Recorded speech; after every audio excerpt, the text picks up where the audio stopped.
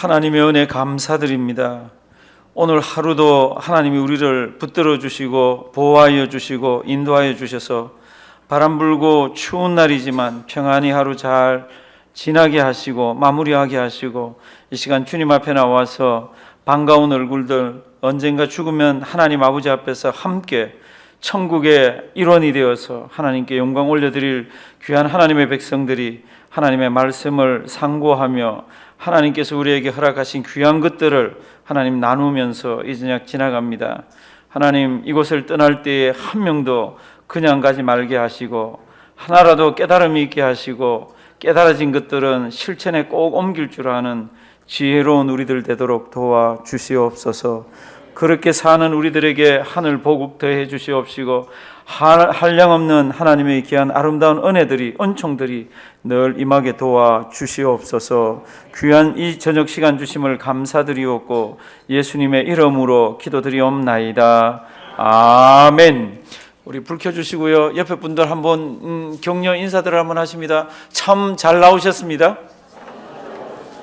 예.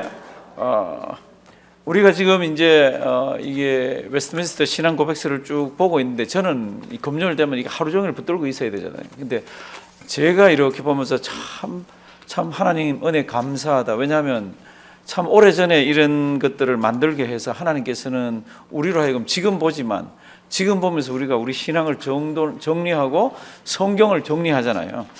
우리 웨스트민스터 신앙 소요리 문답 들어가면서 1번을 외우시잖아요. 그죠? 사람의 제일 되는 목적이 무엇입니까? 뭐라고 대답합니까? 사람의 제일 되는 목적은 하나님을 영화롭게 하며 그를 영원토록 즐거워하는 것입니다. 그게 1번입니다. 그렇죠? 우리 다 1번 찾으실까요? 그리고 지난주에 혹시 빠지신 분들은 저 뒤에 다 있고요. 오늘 거 저 뒤에 다 있고 그렇습니다. 1번 제가 물을 테니까 보고 대답해 주십시오. 1번 사람의 제일 되는 목적은 무엇인가?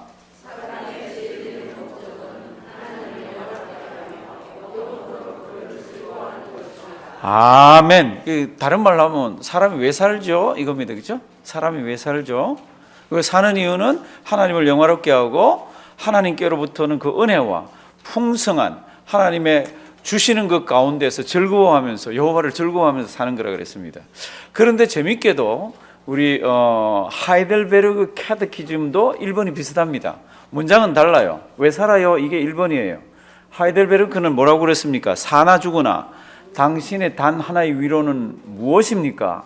사나 죽으나 나의 단 하나의 위로는 나는 나의 것이 아니며 우리 주 예수 그리스도의 것이라 그랬고 하나님께서는 참새 한 마리도 허락 안 하면 떨어지지 않는 그 하나님이 나를 보호하시고 성령님께서 나를, 그게 이제 하이델베르크 1번이에요. 그러니까 둘 다 똑같이 어떻게 보면은 뭡니까? 그럼 사람이 왜 사나요? 이 땅 왜 살아요? 이게 1번 문제예요. 그걸 조금 더 이제 좀 철학적으로, 신학적으로, 성경적으로 이렇게 표현한 겁니다. 오늘 우리가 23분을 하는데요. 이게 이제 흘러가는 게 이렇게 보면 그럼 하나님 어떻게 알죠? 그럴 때 그 다음 나오는 게 뭐예요? 성경. 신구약 성경은 유일하게. 그 다음에 그러면 성경에는 무엇이 기록되어 있나요? 성경에는 하나님이 어떤 분이고 우리가 어떻게 하나님의 뜻을 찾아가는지. 그럼 하나님은 어떤 분인가요? 이제 이렇게 막 나가잖아요. 그러니까 하나님은 삼위일체 하나님도 얘기했고 하나님은 무한하시고 영원하시고 불변하시는 하나님, 그렇게 쭉 설명을 해나가다가 사람이 죄 짓는 이야기가 나옵니다. 그렇죠? 죄 짓는 이야기. 그래서 이제 21번, 20번 한번 보겠습니다. 쭉 한번 찾아보시고요. 20번 사람이 죄를 지었습니다. 그래서 죄와 타락했습니다. 죄와 비참함에 빠졌습니다. 그래서 20번 다 찾았습니까? 예. 제가 질문하는데 대답하면 아주 기가 막히게 대답을 잘 하시는 거예요. 지금 보고 읽으시면 돼요. 읽으시면. 제가 묻습니다. 20번. 하나님께서는 모든 사람을 죄와 비참함의 상태에서 멸망하도록 내버려 두셨는가?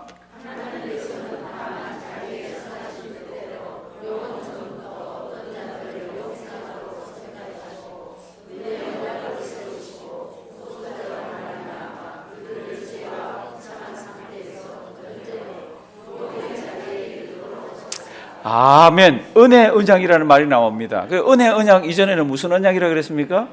예, 행위 언약, 그 신학적인 표현이라고 그랬습니다. 그렇죠? 그래서 은혜 언약 속에는 뭐가 등장합니까? 그게 한 단어가 등장하는데 그 영어로는 리디머입니다. 리디머. 리디머가 우리말로는 뭐예요? 예, 구속자. 20번 보시면 대답 속에 은혜 언약을 세우시고 누구로 말미암아? 구속자로 말미암아. 그 구속자 나오죠?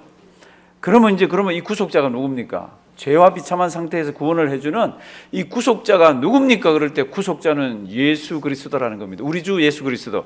그게 이제 21번이에요. 21번. 제가 질문하고 대답을 한번 해주십니다. 왜 그런가 하면 이제 오늘 우리 23번부터 할 텐데 23번이 구속자에 대한 이야기예요. 21번 제가 묻습니다.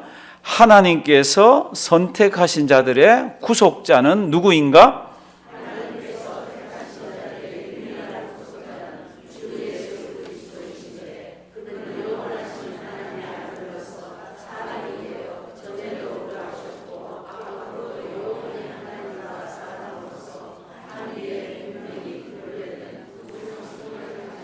예, 우리의 구속자는 누굽니까? 하나님께서 택하신 자들의 유일한 구속자. 이거는 옛날부터 구속자가 다른 사람이 있다라고 자꾸 주장하는 이단들이 등장하잖아요.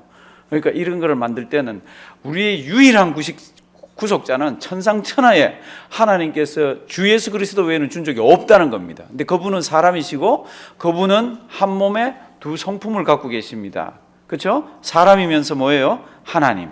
이분은 제2위 성자 하나님입니다. 그래서 22번은 그럼 그분이 어떻게 사람이 됐죠? 그게 이제 22번이잖아요.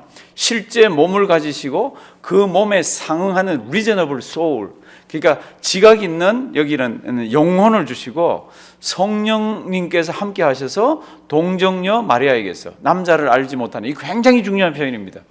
요즘 이거 잘 안 믿습니다. 신학교 교수들이나 신학교 교수가 안 믿으면 학생들 어떻게 가르쳐요? 이거 안 믿게 가르치죠. 안 믿게. 이거는 지어낸 이야기다. 성경이 보는 거짓말도 많다. 이렇게 지금 아주 유명한 신학교, 유명한 대학교의 신학이 같이 붙은 거 있죠. 하자나 푸자나 이런 뭐 이런 것들은 예일 뭐 이런 데 있잖아요. 이런 데 조직 신학 교수부터 시작해서 이게 믿지를 않습니다. 그러면 거기에서 디비니티 스쿨을 나온 MDB 거기 졸업한 사람들은 신앙이 원래 뚜렷한 사람들은 그 얘기하면 귓전으로 이렇게 흘러가지고 받아들이질 않고요. 아무것도 모르는 사람들은 그걸 받아들입니다. 그럼 받아들이면 어떡합니까? 여기 서서 이제 그거 거짓말이라 그러고 가짜라 그러고 지어냈다 그러고 이렇게 가르치는 거죠. 참 무서운 시대예요. 근데 지금부터 참 몇백 년 전에 뭐라고 그랬습니까? 유일한 구속자는 누구라고요? 주 예수 그리스도입니다. 그게 이제 21번이고 이제 22번이 그럼 그분이 어떻게 사람이 됐습니까? 동정녀 몸에서 성령으로 잉태됐습니다. 그런데 제일 마지막에 하나 붙어 있다 그랬죠, 그죠? 뭐라고요? 죄는 없다고. 웨스트민스터 신앙 고백에서 번역한 것 중에요. 요거 없는 것도 있습니다. 죄는 없으시다는 요 표현 싹 빼놓고 앞에까지만 딱이니까 잉태되어 탄생하셨다 이렇게 딱 돼 있는 거. 참 무서워요. 성경책도 아닌데 이거 빼버린다고. 근데 성경책 보면은 예수님은 뭐가 없습니까? 죄가 없다라고 분명히 기록되어 있습니다. 분명히. 자연생식법으로, 자연생육법으로 이 땅에 태어난 사람들은 전부 다 죄가 있습니다. 왜 죄가 있습니까? 하나님께서 그렇게 만들었더라고. 왜 그렇게 만들었습니까? 그냥 다 죄를 주려고 그런 게 아니라 그렇게 한 사람이 대표가 돼서 죄를 다 지은 것을 가지고 어떻게 합니까? 구속도 그렇게 하시더라고요. 그렇죠? 그렇게 하시려고 하나님께서 하셨어요. 이제 23번 지금부터 아까 21번에 하나님께서 선택하신 자들의 구속자는 누굽니까? 그럴 때 우리의 유일한 구속자는 주 예수 그리스도라 그랬습니다. 그러면 우리의 유일한 구속자 주 예수 그리스도는 어떤 기능을 가지고 어떤 직무를 행하셨습니까? 그게 이제 23번부터예요. 23번부터 이제 쭉 보시면 몇 번까지 쭉 연관이 되어 있나 그러면 28번까지 연관이 되어 있습니다. 문제 자체가. 그러니까 오늘 28번까지 받으셨잖아요, 뒤에. 그러니까 일단 23번 보시면 제가 일단 문제부터 같이 한번 볼게요. 큰 덩어리를 보시면 어떨 때는 이해가 훨씬 빨라질 때 있습니다. 23번 문제가 그리스도께서 우리의 구속자로서 무슨 직분을 행하십니까? 이게 23번이잖아요. 그분은 선지자, 제사장, 왕 직분 행하십니다. 그런데 어떤 그런 자리에서 비하와 성기, 비하가 뭡니까? 낮아짐. 성기는 뭡니까? 높아짐. 옛날 조직신학책에는 전부 비하라고 그러고 성기라고 그랬습니다. 근데 요즘 조직신학책은 비하를 낮아짐, 성기를 높아짐. 제가 이제 그 다음에는 그렇게 번역들을 같이 해놨습니다. 그러니까 좀 이따 보시면 되고, 23번이 그거예요. 그럼 24번. 아까 예수님이 세 직이 있다 그랬잖아요. 그죠? 선지자, 제사장, 왕 그랬는데 24번이 그러면 선지자 직분은 어떻게 행했습니까? 25번. 제사장 직분은 어떻게 행했습니까? 26번. 왕의 직분을 어떻게 행했습니까? 27번. 이런 지위에서 했다 그랬잖아요. 그게 뭡니까? 27번. 그리스도의 비하는 이렇게 낮아지시면 어떤 걸 보면 그리스도가 낮아졌다고 그럽니까? 28번. 그러면 그리스도가 승계했다고 높아지셨다고 그랬는데 그러면 어떤 걸 보면 높아졌다고 그러는 겁니까? 요게 23번부터 딱 붙어 있습니다. 23번부터. 지금부터 이제 23번 봅니다. 우리의 유일한 구속자가 누굽니까? 우리의 유일한 구속자는 누구라고요? 예, 우리 주 예수 그리스도. 어떻게 보면 나의 구주죠. 나의 구주죠. 참 고마운 거죠. 이런 고백을 할 수 있다는 자체가요. 이것같이 고마운 게 없습니다. 그 다음 이렇게 그런 고백을 하는 분들이 이렇게 모여서 함께 신앙생활을 한다는 것도 이것도 기적 중에 기적이에요. 기적 중에 기적. 이제 보십니다. 23번. 제가 묻고 대답을 천천히 해 주십시오. 대답을. 그리스도께서 우리의 구속자로서 무슨 직분을 행하시는가?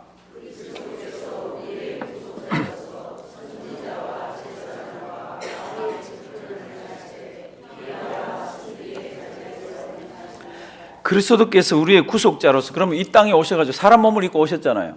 그러면 이 땅에 오셔가지고 어떤 직분을 그러면 행하셨습니까? 수행하셨습니까? 예, 답은 선지자, 제사장, 왕으로서 했는데 특별히 낮아지심과 높아지심의 지위, 비하와 성기의 그런 자리에서 그 일을 행하셨습니다. 이게 답입니다. 구약에 보면 앞으로 메시아가 올 거를 내다보면서 제가 한번 물어볼게요. 메시아가 무슨 뜻이에요? 메시아? 네, 그리스도 맞아요. 그리스도가 무슨 뜻이에요? 예, 기름 부음을 받았다는 뜻이에요. 그 메시아가 무슨 뜻입니까? 기름 부음을 받았다는 뜻이에요. 그러면 구약에 보면은 기름 부음을 받은 오피스가 있습니다. 직위가 있습니다. 그건 반드시 기름을 부어야 그 직무를 행할 수가 있습니다. 그게 어떤 겁니까? 뭐예요? 선지자. 누구요? 제사장. 누구요? 왕. 그러니까 구약에서 앞으로 예수님 오실 걸 내다보면서 우리 하나님께서 그런 제도를 다 만들어 주셨어요. 그러니까 우리의 유일한 구원자 예수 그리스도께서 어떤 직을 감당하셨습니까? 수행하셨습니까? 그럴 때 뭐라고요? 제사장, 그 다음 선지자, 그 다음 왕. 그런데 이거를 어떤 자리에서? 비하와 낮아지심과 어떤 자리에서? 성귀의 자리에서. 요거 조직신학 표현이지만은요, 낮아지심, 높아지심, 낮아짐, 높아짐, 요거 잘 기억하길 바랍니다. 그게 이제 23번. 제가 다시 질문하면 천천히 이렇게 뜻을 새기면서 한번 읽어주시기 바랍니다. 그리스도께서 우리의 구속자로서 무슨 직분을 행하시는가?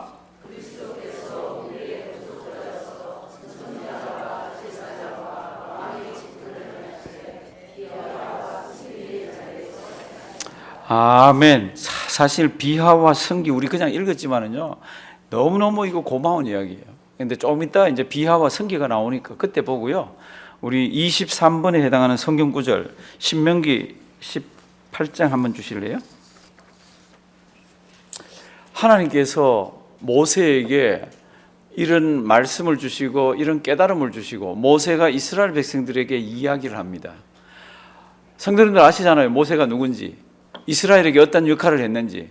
근데 모세가 죽으면 어떻게 됩니까? 모세가 죽으면 이제 그런 것들을 염두에 두고 이렇게 내 하나님 여호와께서 내 형제 중에서 뭐라 그랬습니까? 나와 같은 선지자, 신학 하는 학자들은 이 나와 같은 선지자에 멈춰가지고 연구를 굉장히 많이 합니다. 내가 죽고 너희가 가나안에 들어가고 그렇게 해서 세월이 흘러가면은 하나님께서 어렴풋이 자기들에게 주신 지혜 가운데서 누군가 나와 같은 선지자 하나를 일으켜서 하나님께서 하나님의 사역을 크게 하실 거라는 겁니다. 그러면 신명기서가 쓰여졌던 지금부터 한 3,400여 년 전, 지금부터 한 3,400여 년 전에 신명기서 이 말을 하는 당시 한 3,400여 년 전에 나와 같은 선지자 하나가 일어날 거라고 그랬는데 이가 누굽니까? 모든 학자들이 딱 멈춰서서 이는 그리스도라고 얘기합니다. 이는 메시아라고 얘기합니다. 그러니까 우리는 메시아의 그리스도의 이름을 알잖아요. 그분 이름이 뭐예요? 예수. 그러니까 모세가 네 하나님 여호와께서 너의 내 형제 중에서 나와 같은 선지자 하나를 너를 위하여 그 이스라엘 백성 너를 위하여 일으키시리니 너희는 어떻게 해요? 그를 들을지니라. 너희는 그를 들으면 무엇이 생기죠? 믿음은 들음에서 나며 믿음이 생겨서 믿지 못할 온갖 것들을 믿게 된다는 겁니다. 믿지 못할 제가 온갖 것이라 그랬습니다. 세상 사람들은 가려서 믿습니다. 가려서 듣습니다. 그런데 우리는 성경에 관한 한 하나님의 말씀에 관한 한은 가리질 않습니다. 다 믿습니다. 우리는 그게 우리 신앙이에요. 우리 한인 동산 장로교의 신앙은 성경에서 하나님이 얘기하시는 것은 다 믿는 신앙을 가진 자들입니다. 얼마나 복된 이야기예요. 너희는 그를 들을지니라. 여기서 뭐가 생깁니까? 믿음이 생겨서 하나님이 사람이 되신 것도 믿고 그분이 우리 죄를 위해서 십자가에 달려 돌아가신 것도 믿고 그분이 장사되었다가 어떻게 해요? 부활하신 것도 믿고 그분이 부활하셨을 뿐만 아니라 하늘나라에 가신 것도 믿고 그리고 마지막으로 큰 또 이루어지는 게 뭐예요? 그분이 이 땅에 다시 오실 것도 믿고 이게 패키지예요. 그 중에 하나 믿는다 그러면 다 믿는 거예요. 다 믿는 거예요. 참 고마운 겁니다. 너희는 그를 들을지니라. 그러니까 메시아를 얘기해 주셨습니다. 우리 24번으로 넘어가 볼까요? 24번. 이제 그러면 선지직은 어떻게 행했고 제사장직은 어떻게 행했고 그 다음에 왕직은 어떻게 행했는지 아까 23번하고 연관이 된다 그랬습니다. 제가 질문을 하고 대답 한번 해 주시기 바랍니다. 제가 질문합니다. 그리스도께서 어떻게 선지자의 직분을 행하시는가?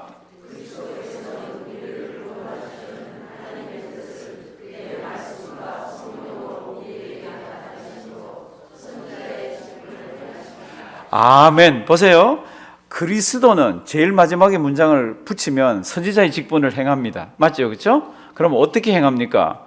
우리를 구원하시려는 하나님의 뜻을, 그러니까 하나님께서는 택한 자들, 또 하나님의 백성들 구원하시려는 하나님의 뜻을 어떻게 나타내십니까? 그의 무엇과? 말씀과 성령으로. 선지자의 주된 특징이 뭡니까? 뭐라 그러실래요? 선지자의 주된 특징. 그러면 이렇게 얘기하시면 됩니다. 하나님이 선지자에게 주신 무엇을요? 말씀을 백성들에게, 다른 사람들에게 전하는 게 선지자잖아요. 그런데 선지자가 히브리 말로 뭐라 그랬죠? 나비. 한번 따라 하십니다. 나비. 여기 우리가 보통 말하는 나비야 할 때 발음은 같습니다. 근데 액센트가 틀립니다. 우리는 나비야 할 때 액센트가 앞에 가잖아요. 선지자는 어떻게 해요? 나비. 한번 따라 하십니다. 나비는 부글부글 끓는다는 뜻입니다. 하나님이 말씀을 주시면요, 이걸 말하면 저 사람이 상처받기도 하고, 이걸 말하면 저 사람이 삐치기도 하고, 이걸 말하면 토라지기도 하고, 어떨 때는 날 죽인다 그러는데도 불구하고 여기가 끌어가지고 어떻게 하면 이걸 말을 해야 되는 게 누구예요? 선지자예요. 하나님께서 말씀을 주시면 그 말씀을 하여튼 가감없이 토해내는 자가 선지자입니다. 예수님은 이 땅에 오셨습니다. 어떤 직을 수행하셨습니까? 선지자의 임무를 수행하셨습니다. 그러면 선지자의 직무를 어떻게 했습니까? 하나님의 말씀을 그냥 전한 거죠. 그런데 성경을 보면 재밌는 게 있습니다. 무슨 재밌는 게 있습니까? 우리 성경 구절 두 개가 있을 텐데요. 24번 요한복음 1장 14절, 요한복음 1장 1절 두 개 다 외우는 것들입니다. 근데 다시 한번 잘 보십시오. 예수님께서 우리의 구속자로서 이 땅에 와서 어떤 직을 수행하셨습니까? 그분은 선지자, 그 다음요 제사장, 그 다음 뭐요? 왕. 이렇게 했는데, 그럼 선지자로서의 직은 어떻게 했습니까? 선지자는 하나님의 말씀을 대언하는 자입니다. 하나님이 주신 말씀을 막 이렇게 백성들에게 전하는 자입니다. 그런데 성경 말씀을 보면요, 우리 주 예수 그리스도, 구속주 예수 그리스도가 말씀이에요. 우리 요한복음 1장 14절 보시면요, 말씀이 무엇이 되어 육신이 되어 우리 가운데 거하시며. 그러면 이 말씀이 누굽니까? 그러면 이 말씀이 성자 하나님입니다. 성자 하나님. 다시 여기 요한복음 1장 1절에 가보면 태초에 말씀이 계시니라. 이 말씀이 지금 육신이 됐거든요. 이 말씀이 하나님과 함께 계셨으니 이 말씀은 뭐라고요? 곧 하나님이시니라. 그때 이 말씀은 뭡니까? 그러면 제2위의 성자 하나님입니다. 성자 하나님. 그러니까 이 말씀이, 성자 하나님이 무엇이 됐습니까? 우리 같이 육신이 되어서 우리 가운데 어떻게 해요? 거하시며. 어떻게 거하시면은 장막을 치시며. 이스라엘 백성들이 광야 생활을 가다가 하나님이 함께 있다 그러는 회막을 치게 했잖아요. 성막을 치게 했잖아요. 그럴 때 쓰는 단어예요. 말씀이 육신이 되어 우리 가운데 거하시며 우리가 그 영광을 보니 아버지의 독생자의 영광이요 은혜와 진리가 충만하더라. 아멘. 그러면 말씀이 육신이 된 이분이 누굽니까? 예수님이잖아요.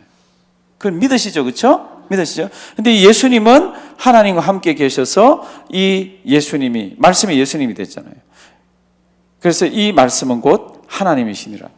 그러니까 예수님께서 무슨 직을 수행하셨습니까? 예수님께서 선지직을 수행하셨습니다. 본인이 말씀이에요. 본인이. 그래서 말씀이 뭐가 됐습니까? 육신이. 저를 한번 따라 하십니다. 말씀이 육신으로. 그래서 어떻게 되어 있습니까? 성경 구절. 우리 가운데 거하시며, 육신을 입고 우리 가운데 거하시며. 우리가 가만 보니까 이거는 그냥 사람이 아니에요. 아버지의 독생자의 영광이 있고 하나님이세요. 그래서 우리가 그분을 믿잖아요. 그분을. 그게 이제 24번입니다. 24번.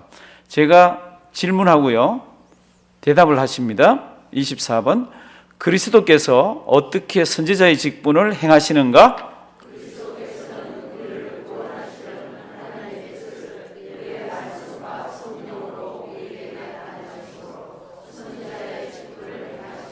아멘. 하나님께서 우리를 구원하시려는 그 하나님의 뜻을 그 말씀을 통해서. 그런데 그만큼 중요한 게 뭡니까? 그러면 말씀은 그냥 생짜배기로 읽으면 이해가 안 되고요, 믿어지질 않습니다. 그래서 수백 년 전에 우리의 신앙의 선배들은 그 뒤에 뭘 갖다가 붙여놨습니까? 그의 말씀과 무엇으로? 성령으로. 그러니까 성경 말씀이 믿어집니다 그럴 때는 벌써 무슨 역사가 있나 그러면 성령님이 역사하신 거예요. 성령님 눈에 안 보이잖아요. 휙휙휙 뭐 이렇게 해서 역사하시는 거 아니잖아요.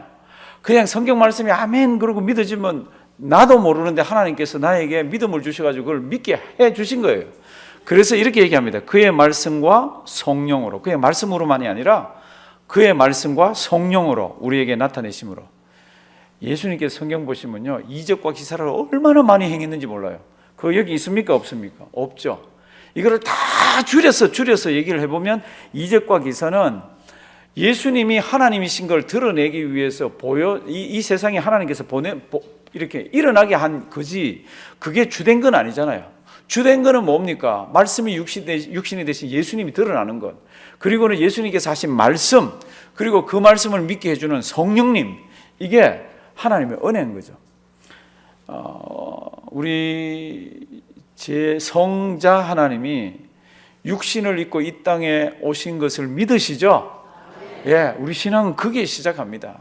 태초에 하나님이 거기서 시작하고 여기 다 어디서 시작하든지 다 동시에 다 시작되게 되어 있습니다. 잊지 말길 바랍니다. 예수님은 선지자 직분을 어떻게 감당하셨습니까? 하나님의 뜻을 그의 말씀과 성령으로 우리에게 나타내심으로써 선지자의 직분을 감당하시고 수행하셨습니다. 25번 보시면요.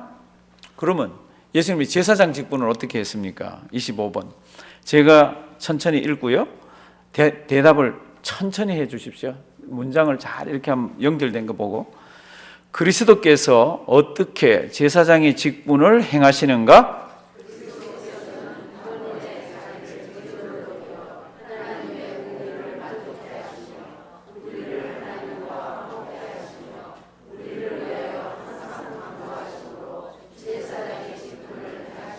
아멘. 이거는 우리가 성경을 통째로 다 읽어도요 이런 문장을 못 만들어냅니다. 우리는 신앙의 선배들이 작심을 하고요 기도하면서 묵상하면서 이렇게 해서 다 이렇게 문장을 예수님이 제사장직을 감당하셨는데 그걸 어떻게 하셨는가를 다 이렇게 모은 거예요. 그래 첫 문장 첫 말하고요 끝에 말을 묶으면 그 예수님은 제사장직을 수행했다고 되어 있습니다. 그러면 어떻게가 중간에 들어 있습니다. 보실래요?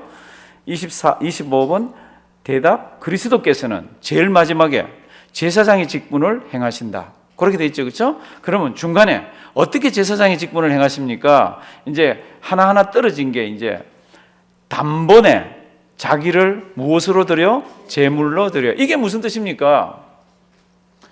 예수님이 이 땅에 오셔서 십자가에서 자기가 대제사장이 되셔서 제물이 돼서 이 제사를 드리기 전에는 매년 큰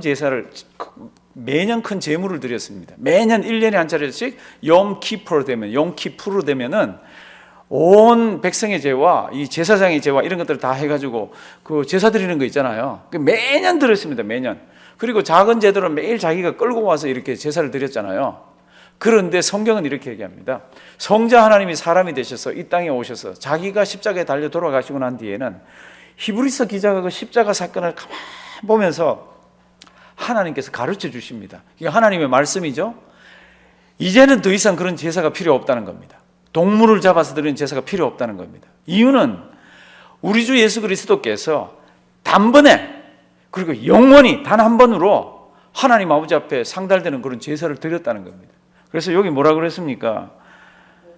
단번에 누구를 제물로? 자기를 제물로 드려 하나님의 무엇을요? 공의를. 하나님의 공의가 뭡니까? 그러면 죄는 반드시 죄값을 묻는 그게 하나님의 공의예요. 죄는 반드시 죄값을 묻습니다. 그러니까 하나님이 우리의 죄값을 물으셨어요. 그냥 공짜로 사해 준 게 아니고 우리의 죄값을 어떻게 물으셨습니까? 예수에게 물은 거죠. 예수님은 십자가에 우리 죄를 해서 이렇게 십자가에 못 박아서 우리 죄값을 물으신 거죠. 그래서 그 공의를 만족해 한 거죠. 그래서 하나님의 공의를 만족해 하시며 하나님 앞에서 우리가 죄 없다가 되니까 어떻게 됩니까? 하나님 아버지하고 뭘 할 수 있어요? 화목.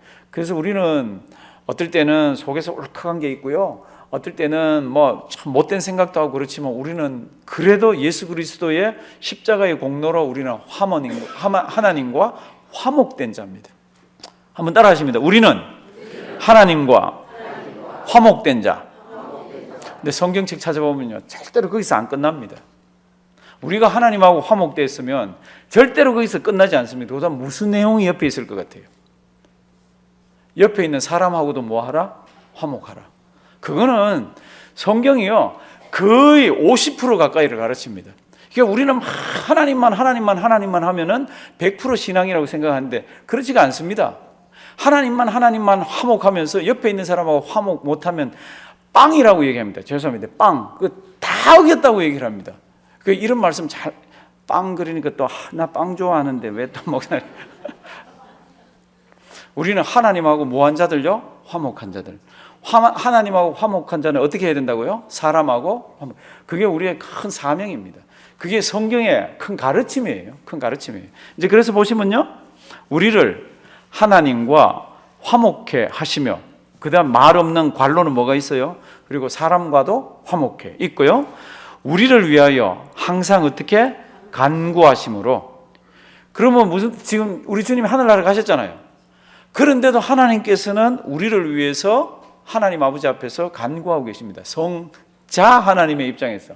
삼위일체 하나님이 한 분 하나님이시지만은요, 제2위격 하나님은 우리가 기도 드릴 때 그 기도를 듣기도 하시고 그걸 가지고 간구도 하십니다. 우리 성경 구절 한번 주실래요?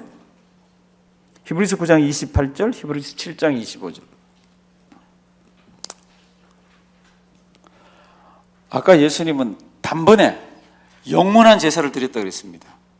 그럴 때 단번에 영원한 제사는 자신이 제물이 되시고 자신이 뭐가 됐습니까? 대제사장이 되셔가지고. 왜 그러면 그때 제사장이라는 표현을 안 쓰고 왜 대제사장이라는 표현을 씁니까? 욤 키푸르 때는 제사장들이 끌적끌적거리면 제사 안 드립니다. 그거 아시죠? 성경 말씀 보시면요, 욤 키푸 때는 대제사장이 대제사장이 온 국민을, 온 이스라엘 백성을 대표해서 자기가 입던 삐까뻔쩍한 옷 있잖아요. 막 금방으로 달려서 땡그랑 거리는 그 옷을 다 벗고 무슨 옷을 입습니까? 세마포 옷을 입습니다. 성경 잘 보시면 세마포 옷을 입고 지성소까지 들어가가지고 거기에서 모든 것들을 다 하고 나왔다 들어갔다 들락날락 몇 번을 하세요.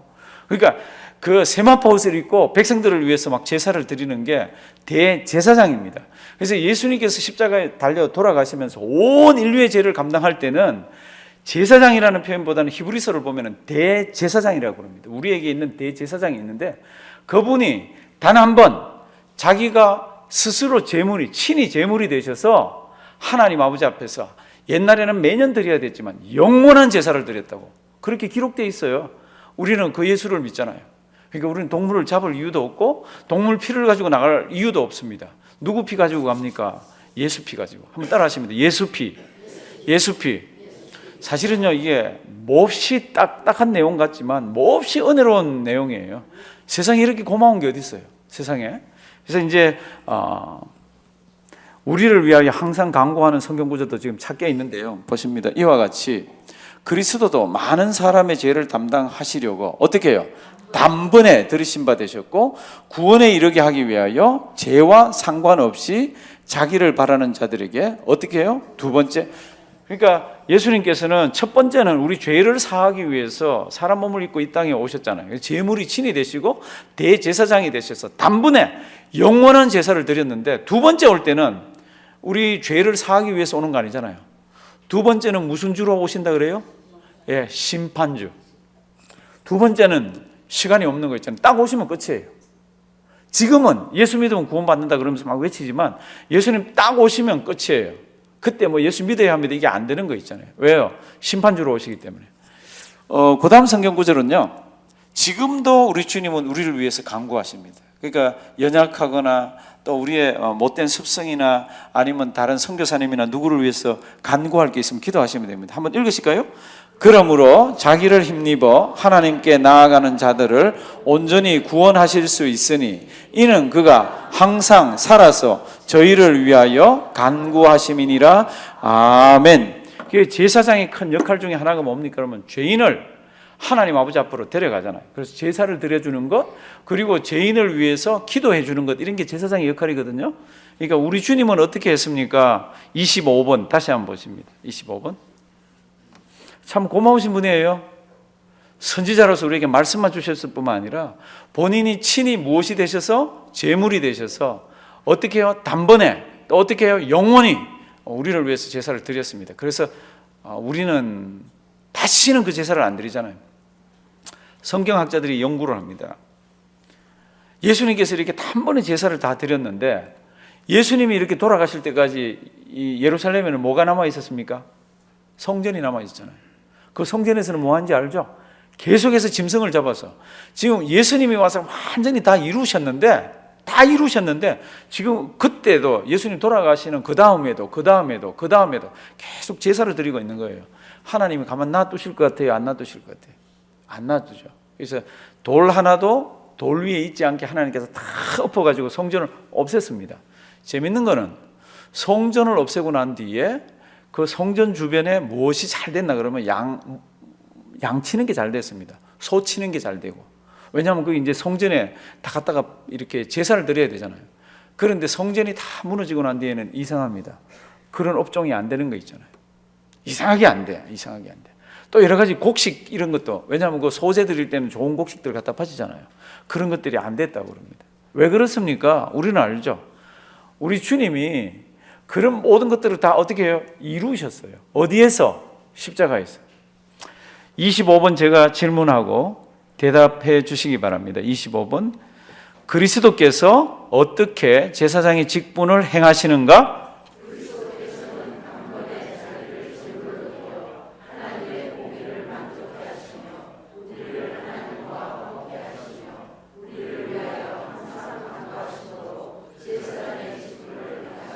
아멘.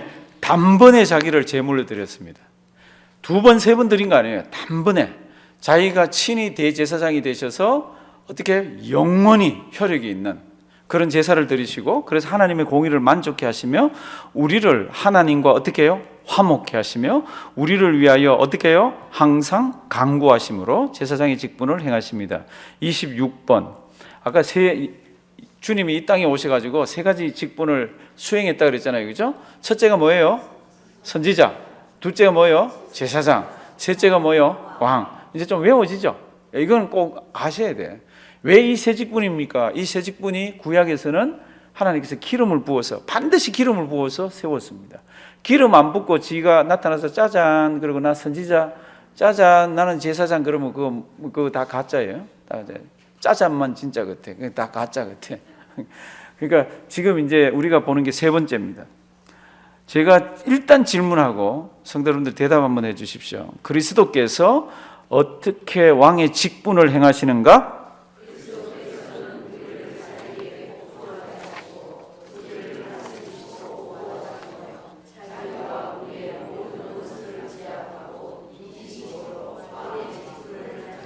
아멘. 그 첫째 덩어리하고 마지막 덩어리를 보시면 그리스도께서는 왕의 직분을 행하십니다. 이렇게 돼 있죠.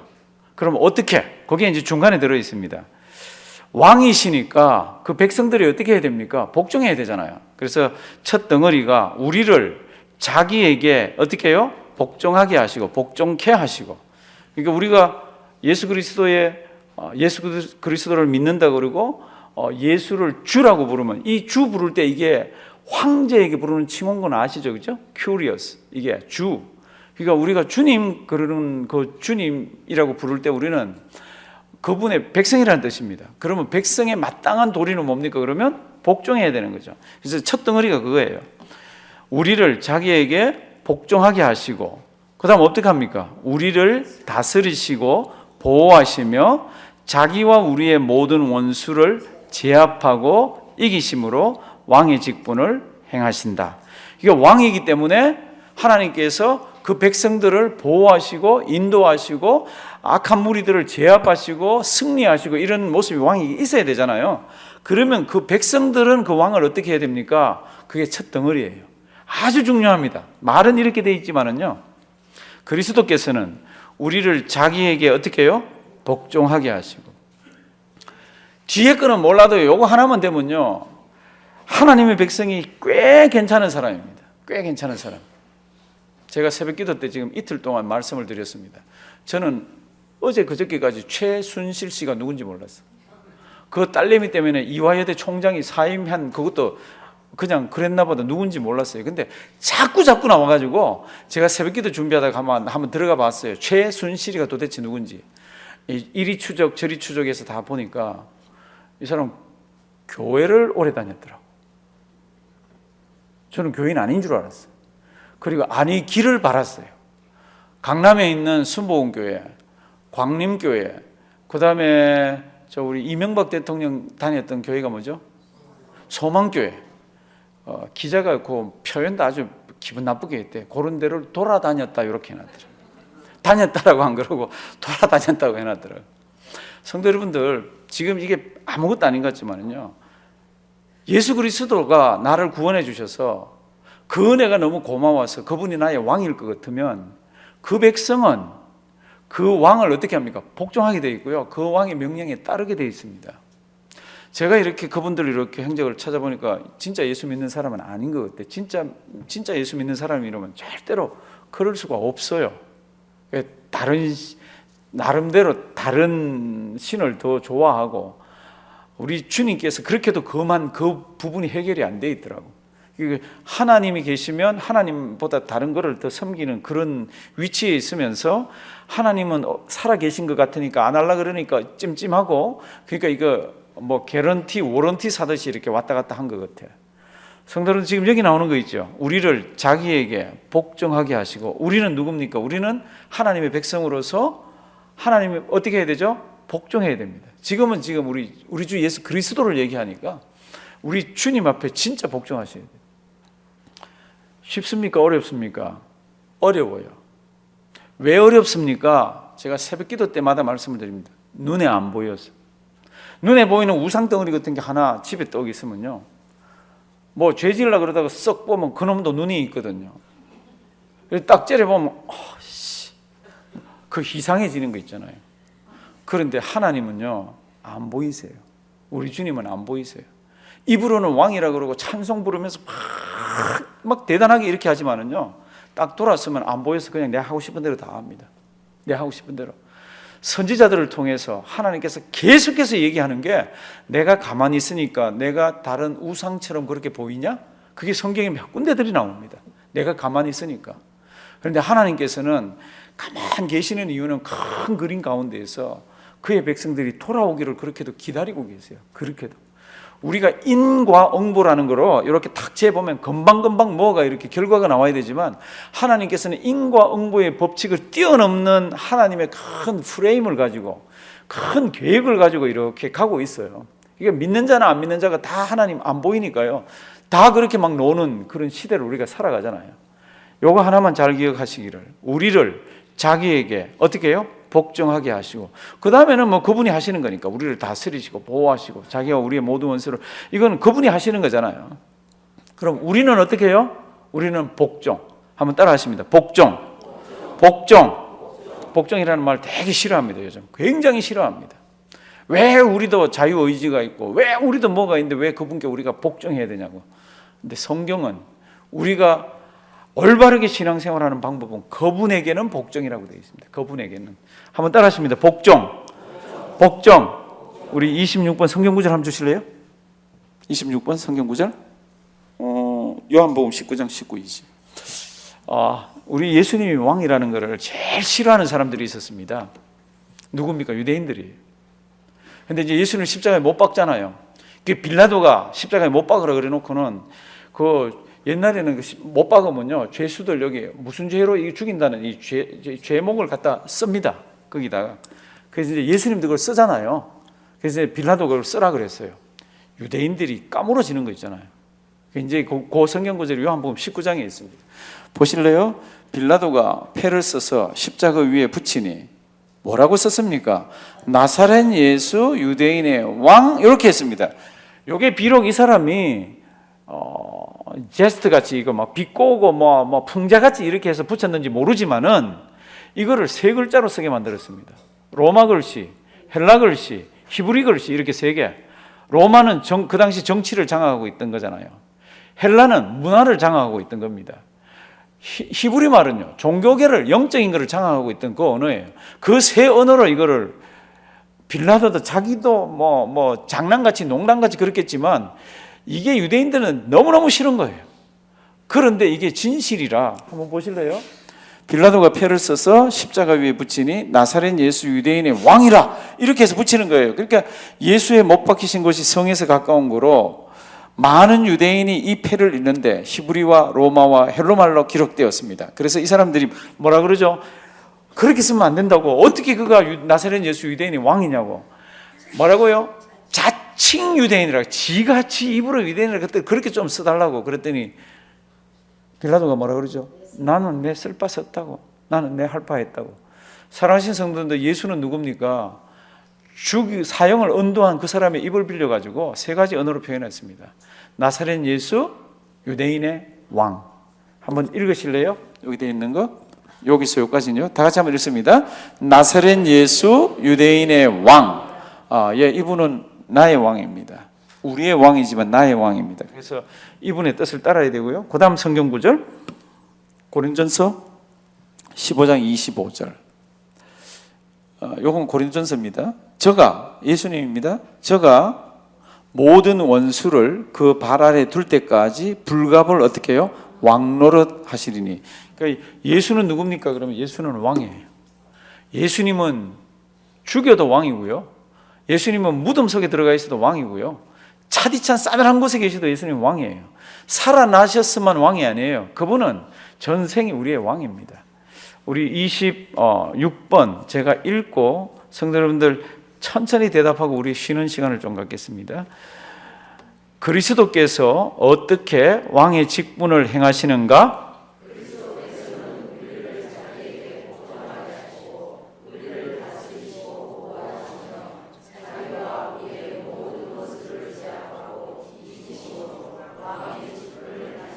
아멘. 주님이 주님의 원수, 우리의 원수를 제압하고 이기시는 분인 줄 믿으시나요?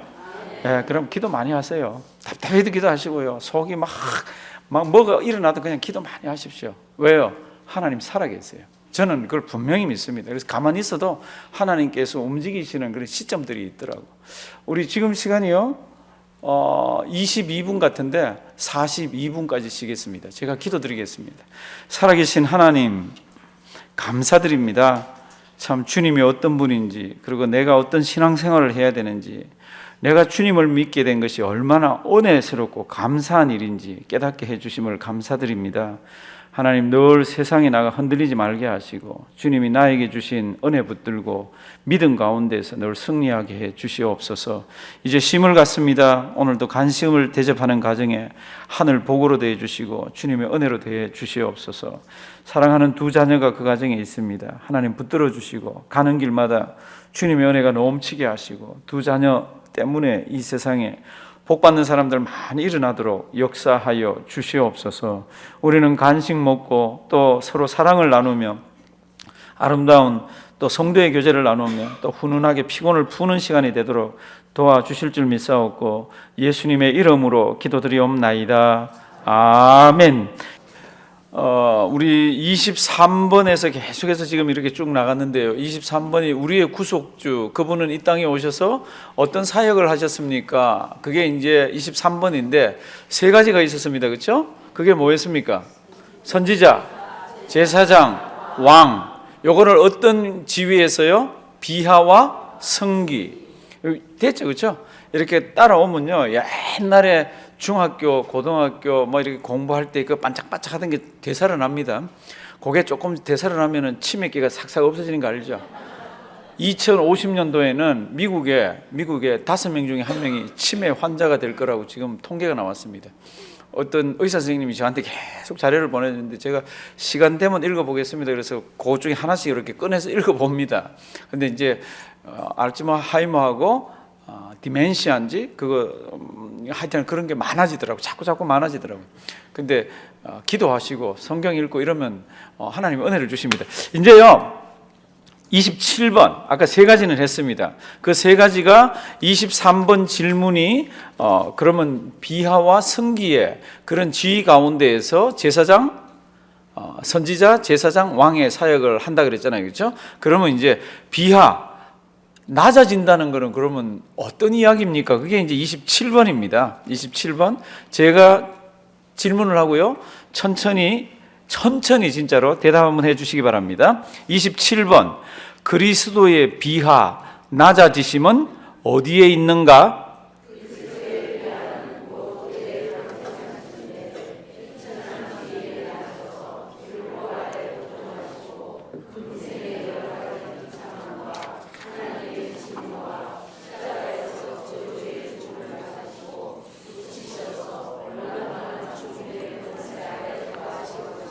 아멘. 성경 말씀 보시면 높은 하늘에서 우리 낮은 땅까지 오셔서 참 천하고 그런 우리 인간들 속에 오셨다고 그랬잖아요. 그거를 신학 용어로 뭐라 그럽니까? 비하. 한번 따라 하십니다. 비하. 예, 그거는 어떻게 설명이 되죠? 그게 뭡니까? 그럴 때 그리스도의 비하는 곧 그의 강생하심인데, 강생은 이 땅에 육신을 입고 태어나신 거예요. 성육신 하신 거. 그거를 다 강생이라고 표현해서 저도 지금 강생이라고 표현했는데, 그리스도의 비하는 곧 그의 이 땅에 사람 몸을 입고 오신 겁니다. 근데 사람 몸을 입고 오셨는데 어떻게? 비천한 지위에 나셔서, 아시죠? 그렇죠? 율법 아래 복종하시고 금생에 이생에 여러 가지 비참함 다 겪으시고 하나님의 진노와 십자가에서 저주의 죽음을 받으시고 그 다음에 땅에 묻히시고 얼마 동안? 3일 동안이죠. 그렇죠? 죽음의 권세 아래 거하신 것입니다. 왜 이럴 때 3일 동안이라고 안 했습니까? 그럴 때 이 부분은 신학적으로 풀리 3일이 안 되거든요. 묻히고 3일째 되는 날 부활하셨거든요. 그래서 이제 이런 거를 3일 동안이라고 표현을 안 했습니다. 그러니까 우리 신앙의 선배들이 막 논쟁이 붙을 만한 것들은 조금씩 피하면서 이렇게 했죠. 왜냐하면 이걸 만든 목적은 우리가 성경을 더 알고 어떻게 하든지 청년들이나 어린 자녀들이 성경의 프레임을 갖고 지식을 갖자는 거지, 여기에 돼 있는 표현 가지고 막 디베이트 하자는 건 아니잖아요. 그래서 이제 이렇게 만들어 놨습니다.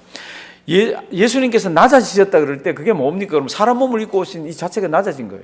그러면서 지위도 가문도 아주 비천한 집에 났잖아요. 예수님 아버지의 직업이 뭐죠? 예, 목수. 그 당시에 목수는 굉장히 비천합니다. 아주 비천합니다. 그러니까 비천한 지위에 나셔서, 그 다음에 예수님께서는 하나님이시지만은 그 당시에 은혜 언약이 되기 전에는 전부 율법 아래에 있었잖아요. 율법이 사망으로 뭐 이렇게 끌고 갈 때잖아요. 율법 아래 복종하시고 금생의 여러 가지 비참함과 하나님의 진노와 십자가에서 저주의 죽음을 받으시고, 십자가 죽음 자체가 저주잖아요, 그렇죠? 묻히셔서 얼마 동안 죽음의 권세 아래 거하신 그 자체가 비하입니다. 그것이 비하입니다. 그렇습니다. 그러니까 비하가 뭡니까? 그러면 예수님 그냥 이 땅에 오셨다가 십자가에서 달려 돌아와서 묻히시고 장사되어 있는 상태까지 얘기하시면 되는 겁니다. 여기 있는 거 하나 빼셔도 되고 다른 거 기억나는 거 더 넣으셔도 되고, 무슨 뜻인지 알죠? 그렇죠? 그러니까 그리스도의 비하, 낮아지심은 어디에 있습니까? 낮아지심을 어떻게 설명하실래요? 그럴 때는 그분이 육신을 입고 이 땅에 오셔서 비천한 가문에서 율법 아래서, 그렇게 이제 이렇게 생각을 하시면 되는 겁니다. 성경 구절, 굉장히 중요한 성경 구절이 빌립보서하고요. 한번 주실래요? 빌립보서 2장 6절 8절.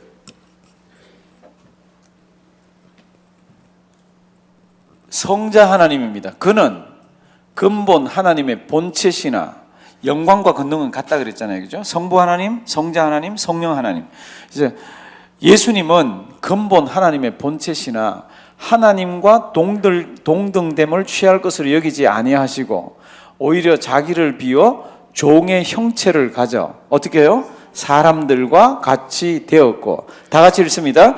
사람의 모양으로 나타나셨으며 자기를 낮추시고 죽기까지 복종하셨으니 곧 십자가에 죽으심이라. 아멘. 요게 굉장히 정확하게 예수님의 비하를 우리말로 뭐라고요? 낮아지심. 한번 따라 하십니다. 낮아지심. 자, 하늘 보좌 버리고 이 땅에 내려오신 그 자체가 낮아지심입니다. 비하입니다. 그거를 빌립보서 6장 8절에는 이렇게 설명되어 있고, 우리 웨스트민스터 소유리 문답에는 육신을 입고 오신 것, 그 다음에 비천한 가정에 태어난 것, 그 다음에 율법 아래 태어난 것, 그리고 금생에 많은 모진 고생을 다 하신 것, 이런 것들, 그리고는 십자가에 달려 돌아가시고 장사 지내시고 얼마 동안 땅속에 계신 것, 이거를 뭐라 그럽니까? 이걸 비하라 그럽니다. 그 다음 성경 구절 한번 주실래요? 마태복음 27장 46절. 하나님이 버리십니다. 왜 버리십니까? 예수님이 지고 있는, 담당하고 있는 죄가 너무 역겹고 너무너무 추잡스러워서, 예수님이 추잡스럽다는 게 아니라 예수님이 짊어지고 있는 인류의 죄가 너무너무 더럽고 추악해서 하나님께서도 하늘문을 닫으시고 다 이렇게 버리십니다. 우리 다 같이 한번 읽으실까요? 제9시쯤에 예수께서 크게 소리질러 가라사대 엘리 엘리 라마 사박다니 하시니 이는 곧 나의 하나님 어찌하여 나를 버리셨나이까 하는 뜻이라. 하나님 자신도, 성부 하나님도 성자 하나님을 버렸습니다. 이유가 뭡니까? 짊어지고 있는 죄가 너무 더럽고 너무 추악하고 너무 냄새가 나서. 엘리 엘리 라마 사박다니, 일라이 라마 사박다니, My God, why have you forsaken me? 왜 나를 그렇게 버리십니까? 그 우리 주님의 절규예요. 그 당시에는 하나님께서도 이렇게 버렸습니다. 이게 뭡니까? 그럼 다 우리 주님의 비하, 낮아지심입니다. 그래서 땅에 묻히시고 이제 그리고는 며칠 동안 계셨잖아요, 그렇죠? 그다음 성경, 그다음 한번 보십니다. 28번. 그럼 예수님 높아졌다는 건 뭡니까? 높아졌다는 것은 언제부터입니까? 우리 하나님께서, 아니면 우리 성령 하나님께서 우리 예수님으로 하여금 부활하게 하시는 것부터입니다. 부활하게 하시는 것. 낮아지는 것은 육신을 입고 와서 이 땅에서 고난당하고 십자가에서 장사 지내고 땅속에 묻힌 것까지가 비하고, 높아지심, 승귀. 제가 질문할게 일단 대답해 주십시오. 오늘은 몇 번까지 하나 그러면 오늘은 30번까지 합니다. 뒤에 많지만은요 30번까지. 제가 그렇게 딱 끊어드려야 오늘 주신 게 많은데 이러면 이거 나 이거 신경질 날라 그런다 이거는. 자, 28번. 제가 오늘은 30분까지만 하려고 30분까지만 준비를 했습니다. 28번. 그리스도의 승귀 높아지심은 무엇으로 되어 있는가?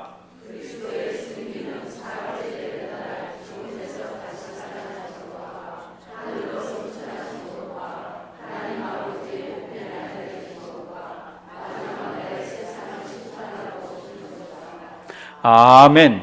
그리스도가 그러면 막 낮아지셨는데 하늘 보좌 버리고 내려오셔서 사람 몸 입고 모진 고쳐받고 십자가에 달려 돌아가시고 장사 지내고 땅에 묻혀진 게 이렇게 낮아지셨는데, 그러면 우리 주님의 높아지심은 그러면 어떻게 설명할 수 있습니까? 그거는 무엇으로 되어 있습니까? 그럴 때 그리스도의 승귀는 사흘째 되던 날, 이거 번역한 거 다 보니까 사흘 만에 이렇게 했던데 저는 그 마음에 안 들어요. 사흘째 되던 날 죽음에서 다시 살아나신 것과, 이게 뭐예요? 부활이잖아요. 예. 선교의 시작은 부활이에요. 하나님께서 우리 주님을 다시 높이기 시작합니다. 그게 뭡니까? 죽음에서 뭐요? 부활. 근데 부활 그러면 우리 그냥 그것만 생각하면 안 되잖아요. 주님의 부활, 그 다음 누구 부활요? 나의 부활. 그게 같이 패키지로 되어 있습니다. 예수를 믿는다면 예수님 부활, 그 다음 뭐요? 나도 죽었다가 부활하는 것.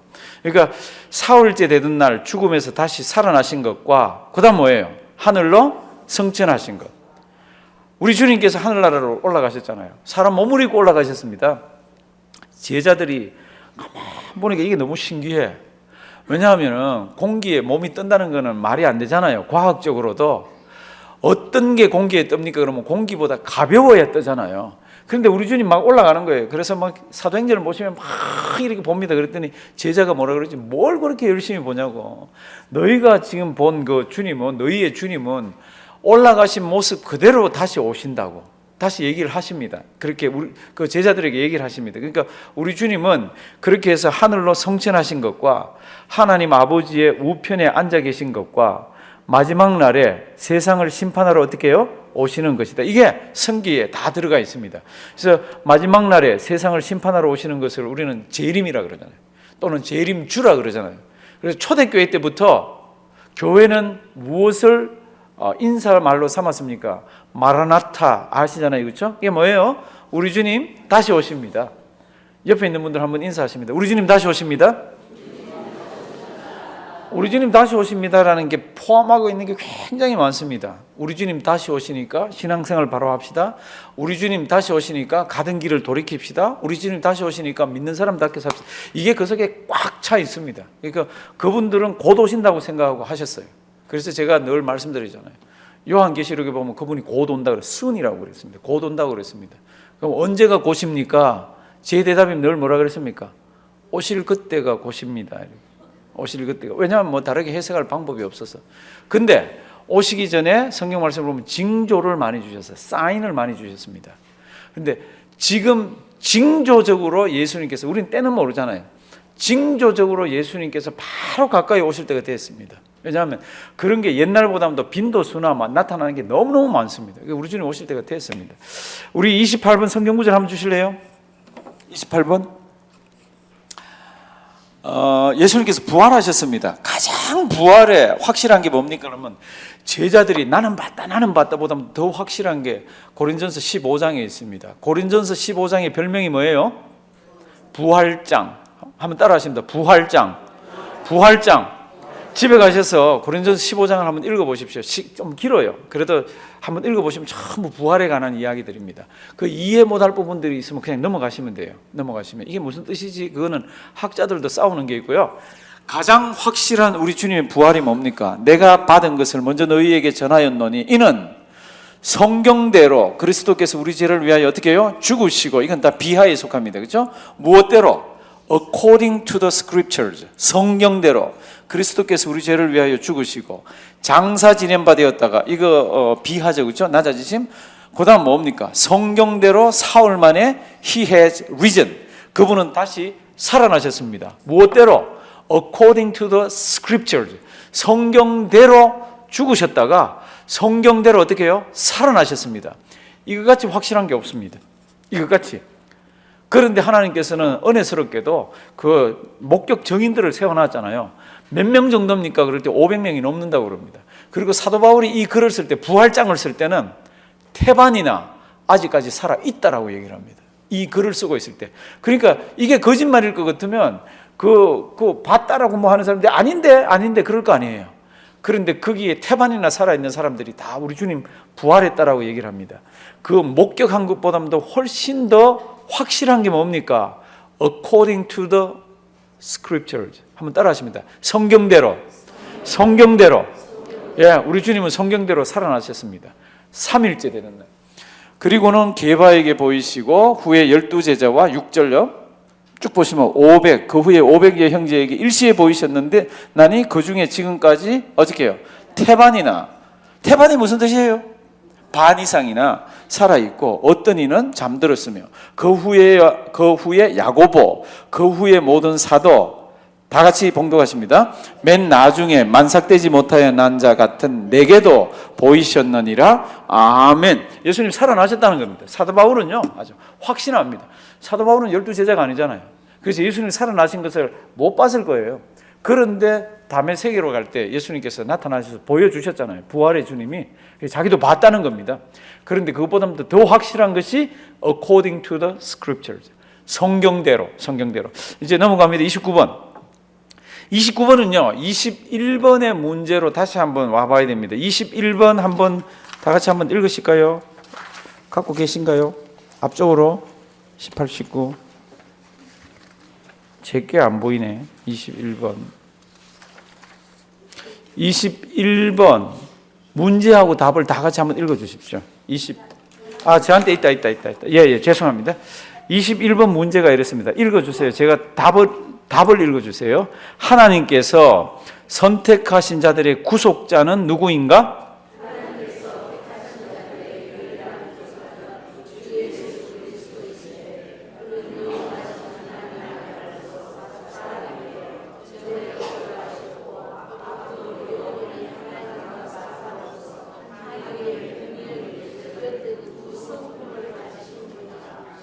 아멘. 우리에게는 유일한 구속주 예수 그리스도가 있습니다. 이렇습니다. 저렇습니다. 이렇습니다. 이거 아무리 해도 소용없잖아요. 그 다음에 이제 29번의 문제가 뭡니까?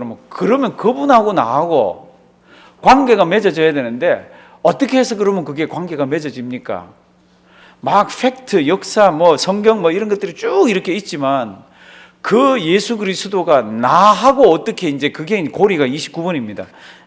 질문 제가 하고요. 한번 읽어주시기 바랍니다. 우리가 어떻게 그리스도께서 값주고 사신 그 구속의 참여자가 되는가?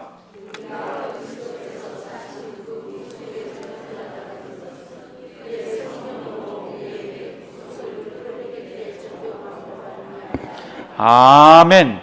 문장이 긴데 하나밖에 없어요. 잘 보실래요? 우리가 그리스도께서 사신 그 구속의 참여자가 되는 것은 내가 믿어서 내가 의지적으로 내 생각에 옳아서 그게 아니라 그의 무엇으로? 성령으로 우리를 어떻게 보면 지금 이 표현들 보면 어떻게 보면 우리를 persuade해서 우리를 설득을 시켜가지고 우리에게 구속의 효력이 있도록 적용시켜 주셨습니다. 입으로는 우리 입으로 제가 믿습니다 그렇지만 뭐라고 그럽니까? 그의 성령으로, 성령의 도우심으로 그 구속의 효력을 우리에게 적용시켜 줍니다. 그게 굉장히 정확한 성경적이고 신학적인 표현입니다. 제가 다시 한번 질문합니다. 우리가 어떻게 그리스도께서 값주고 사신 그 구속의 참여자가 되는가?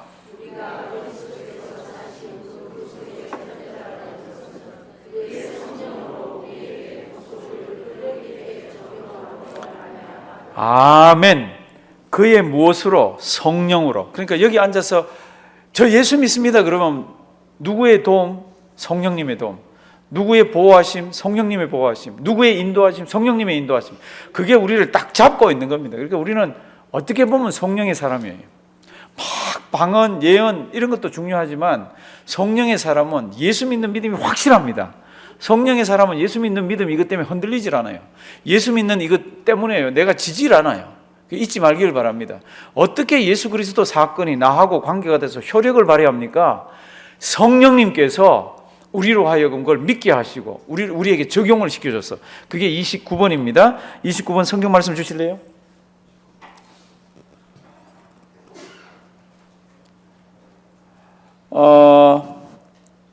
영접하는 자, 곧 그 이름을 믿는 자들에게는 하나님의 자녀가 되는 권세를 주셨습니다. 예수를 영접하는 자. 그러면 어떻게 예수를 영접합니까? 제가 아멘 그러고 막 설득돼서 믿는 것 같은데, 이는 혈통으로나 육종으로나 사람의 뜻으로는 하지 아니하고 오직 어떻게 해요? 하나님께로서. 그러면 하나님께서 나게 하는 방법이 뭡니까? 그러면 성경 말씀을 보면은 성령님이 도와주셨습니다. 예, 성령님이. 그러니까 내가 믿은 것 같은데 성경 전체 프레임을 보면은 성령님이 나에게 은혜를 주시고 성령님이 내 의지를 바꾸고 생각을 바꾸어서 그렇게 믿도록 했습니다. 이 말씀 믿으시죠? 그러니까 우리는 성령님의 도움도 받고 성령님이 은혜를 주시는 자입니다. 늘 성령님에게 붙들림 받기를 바랍니다. 이제 30번 보면은 30번은 29절에서 파생됩니다. 아까 그 성령님이라 그랬잖아요. 그렇죠? 성령님이. 그러면 30번은 제가 일단 설명부터 드릴게요. 그리스도께서 값주고 사신 구속을 성령님께서 아까 했다 그랬잖아요. 그러면 어떻게 그걸 우리에게 적용시켰습니까? 우리가 성령님의 도움으로 예수를 믿게 됐다 그랬잖아요. 그러면 그 성령님이 어떻게 우리를 설득시키고 어떻게 해서 우리로 하여금 예수 믿게 했냐는 겁니다. 그게 30번입니다. 제가 질문하고 대답해 주시기 바랍니다. 그리스도께서 값주고 사신 구속을 성령님께서 우리에게 어떻게 적용하시는가?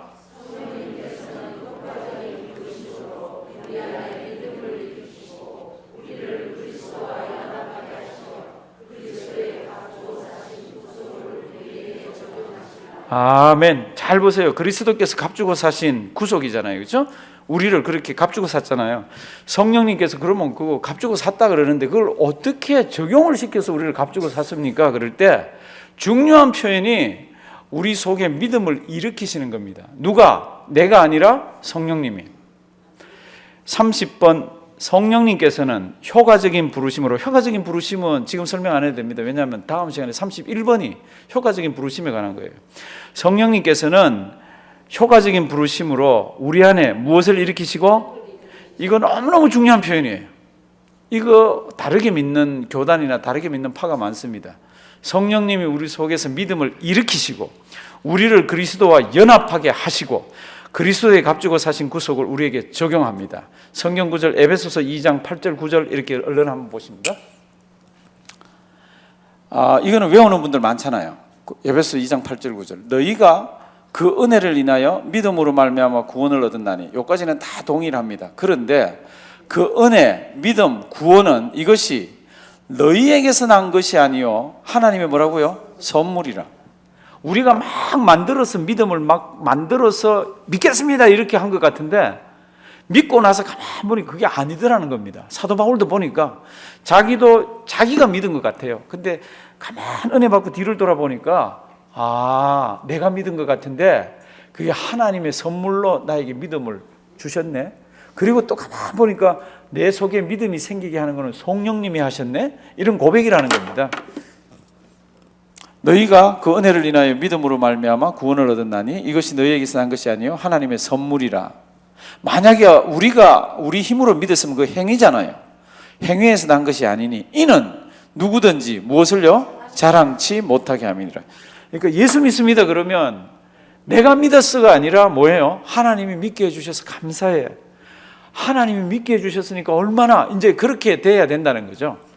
이제 고린전서 1장 9절 다 같이 한번 읽으십니다. 너희를 불러 그의 아들 예수 그리스도 우리 주로 더불어 교제케 하시는 하나님은 미쁘시도다. 아멘. 너희를 불러서 해줍니다. 내가 막 가서 찾아서가 아니라 너희를 불러 그의 아들 예수 그리스도 우리 주로 더불어 어떻게 해요? 교제케. 내가 막 믿고 교제한 것 같은데 하나님이 그걸 다 하셨다고 그럽니다. 그러니까 30번 제가 묻고 다시 한번 천천히 대답하십니다. 그리스도께서 값주고 사신 구속을 성령님께서 우리에게 어떻게 적용하시는가?